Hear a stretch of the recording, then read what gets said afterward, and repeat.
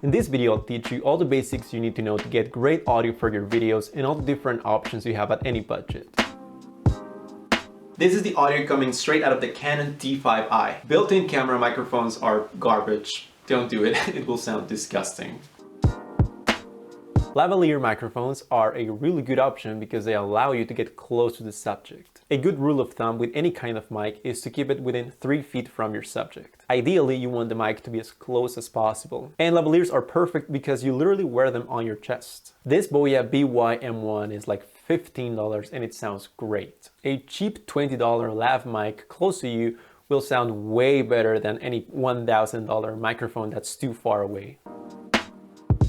I'm sure you've seen YouTubers use stuff like the Rode VideoMic Pro or the VideoMicro, especially for vlogging. I don't have one of those to test, but the same is true, just keep the mic close. They are great for vlogging because you can put them on the camera and hold them at an arm's length. But I've seen people shoot stuff like this and they have the microphone on the camera way over there, and it makes me so mad because those microphones are so expensive and you're making it sound so horrible. Just use a mic stand and keep the mic just out of frame, and it will be like this close and it will sound really good. Now we're going to talk about external audio. So all the remaining options will require you to sync your video and your audio in your editing software. But don't worry, that is super easy to do. Smartphones actually have pretty good mics. You can hold one just out of frame like this, or just hold it in frame like this. It looks stupid, but it sounds way better than that. Or you can mount it like a shotgun mic. Earbuds can have decent mics as well. Just keep that in mind. USB mics. This is the kind of microphone you would use for video calls, live streaming, or even for recording music. These USB microphones are usually condenser microphones, so they are super detailed and sensitive, which means that they will capture everything. So if your room has bad acoustics and lots of nasty reflections like mine, it will be more noticeable. You can have them in frame or just out of frame. I used to do this all the time. And you can use any free software to record the audio.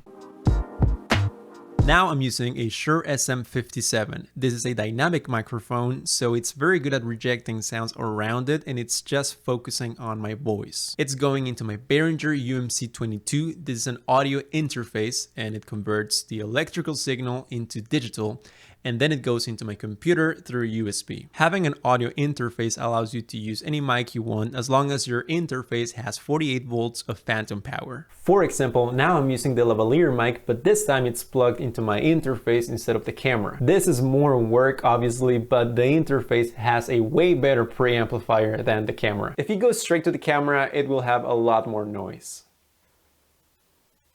Yeah. Personally, I hate having to set up my computer and my interface and all of that just to film a video.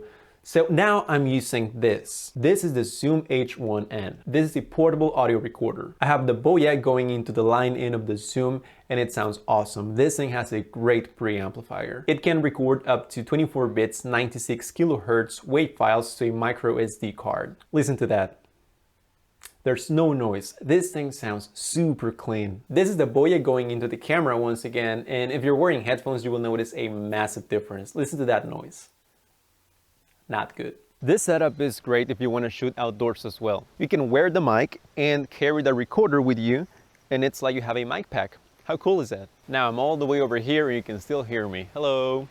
The Zoom H1N also has 2 stereo microphones that sound really good. So you can literally get one of these and that's it. This is your entire setup. You can also mount it out of frame like this, and you have a shotgun mic. You can also get a more expensive recorder with XLR inputs and phantom power. That way you would be able to use any mic you want, like with the audio interface. So for making videos, having a portable audio recorder is definitely the best option. Let me know in the comments if you would like me to make a video about how to edit audio for your videos. I can talk about compression, EQ, limiting, all of that stuff. Or I can show you how to easily sync your audio and your video. Whatever it is, just let me know. Also, you can click the link in the description to check out my video editing course. There I teach you how to use DaVinci Resolve, the best free video editing program. I hope this video was helpful. If you liked it, please give it a like and consider subscribing. Thank you for watching and I'll see you next time.